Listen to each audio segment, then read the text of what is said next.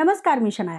आमदार संजय गायकवाड पुन्हा एकदा चर्चेत आलेत आणि यावेळी मुद्दा फक्त एका पुस्तकाचा नाही, तर इतिहास, भावना आणि राजकारण यांच्या थेट टक्करचा आहे. शिवाजी कोण होता या पुस्तकावरून उठलेला वाद आता मोठ्या पातळीवर पोहोचलाय. प्रश्न एकच, शिवाजी असा एकेरी उल्लेख का? हा अपमान आहे का, की ही फक्त एक ऐतिहासिक पद्धत आहे? हा प्रश्न जितका साधा वाटतो तितकाच तो खोल आहे. कारण इथे फक्त शब्द नाहीत, तर भावनांचा आणि ओळखीचा प्रश्न आहे. हे पुस्तक लिहिणारे गोविंद पानसरे हे नाव अचानक चर्चेत आलेलं नाही. त्यांनी वर्षानुवर्ष शिवाजी महाराजांच्या इतिहासाचा अभ्यास केलाय.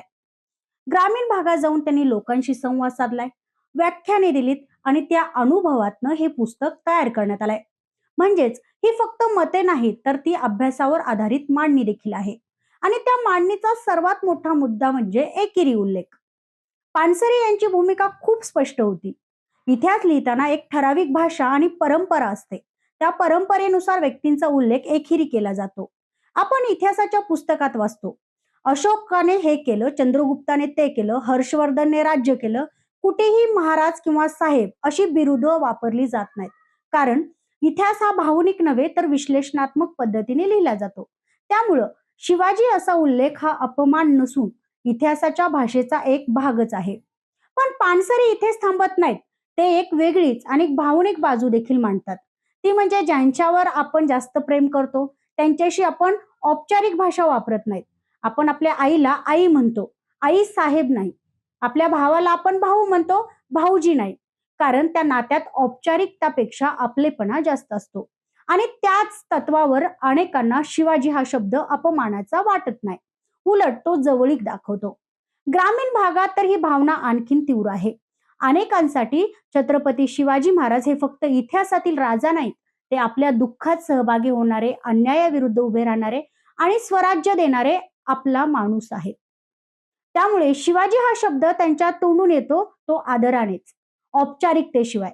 पण मग प्रश्न पुन्हा तोच तसाच उभा राहतो. जर ही भूमिका आधीपासूनच स्पष्ट होती, तर अचानक हा वाद इतका का पेटला? मग इथेच एंट्री होते आमदार संजय गायकवाड यांची, त्यांच्या आक्रमक भूमिकेची. त्यांनी या पुस्तकावर थेट आक्षेप घेतलाय, प्रकाशकांवर कारवाईची मागणी केली आहे, अगदी अटक करण्याची भाषा देखील केली आहे आणि शिवीगाळ देखील केली आहे.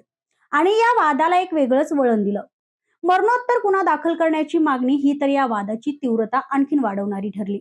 पण एक गोष्ट लक्षात घ्या, हा वाद आज पहिल्यांदाच झालेला नाही. पुस्तक प्रकाशित झालं तेव्हा देखील काही गटांनी हाच मुद्दा उपस्थित केला होता. तेव्हा देखील चर्चा झाली, स्पष्टीकरण दिलं गेलं आणि नंतर हा विषय शांत झाला. मग आता पुन्हा तोच मुद्दा एवढ्या आक्रमक पद्धतीने का पुढे येतोय? हा खरोखरच श्रद्धेचा प्रश्न आहे का, की हा भावनांना हात घालून राजकीय फायद्याचा प्रयत्न करणं आहे? कारण वास्तव असं आहे, छत्रपती शिवाजी महाराज हे आपल्या महाराष्ट्राच्या अस्मितेचं केंद्र आहे. त्यांच्याशी जोडलेली भावना अतिशय खोल आहे. आणि जेव्हा भावना इतक्या तीव्र असतात तेव्हा त्या सहज पेटवता येतात.